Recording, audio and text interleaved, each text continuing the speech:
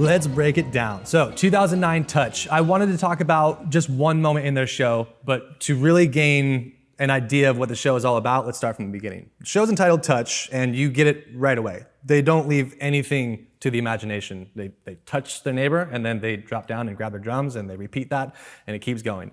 Throughout the opener, they're playing with their hands on their drums. They're doing giant claps, getting their home crowd involved in the performance as well. Lots of touching moments, but a little bit of campiness, I think, inside of the opener. And besides the amount of quality that the performers are playing and the great design elements, I'm still waiting for something to separate this group from the rest of the pack. And that happened in the ballad, of all places.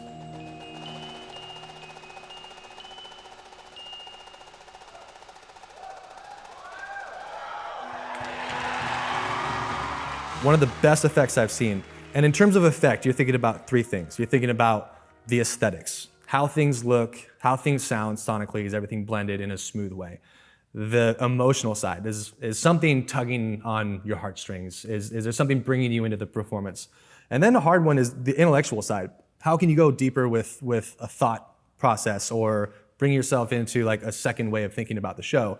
On a first take of a show, that's kind of hard to do. But the best effect is when all three of those things happen in one moment. Yeah. And that's what happened in their ballad when the snares came in and played just a pianissimo roll, match grip, concert sticks, and it just brought everyone into just this really, really intense moment, and everyone just listened for a second. Everyone kind of just held their breath for a second, like. Yeah.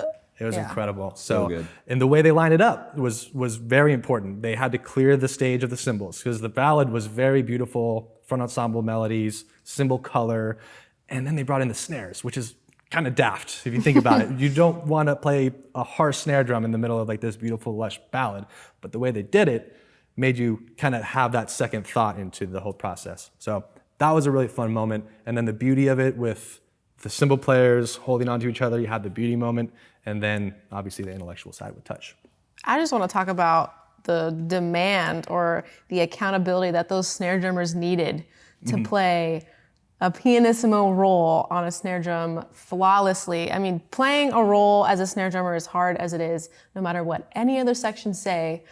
It's hard, okay? The snare drum is super articulate, and then you add that you're playing in the ballad, it's got to be pianissimo, and you have non-marching sticks in your hands. I mean, come on, just props to you guys. Yeah, I mean, that moment was just so unbelievably executed at such a high level. Like, and they're banking all of the GE and that entire moment on that coming across, and for them to nail it like they did that's why it's going down in history, right? Yep, 100%. And it changed the optics, like being there, everything, like almost the air was sucked out of the room. It's kind of a trip to watch it these days too. I mean, it's got even more effect in an era where we can't really touch, and you're seeing that, and it's kind of, it hits home a little harder. Yeah, a well-deserved championship trophy. Mm-hmm.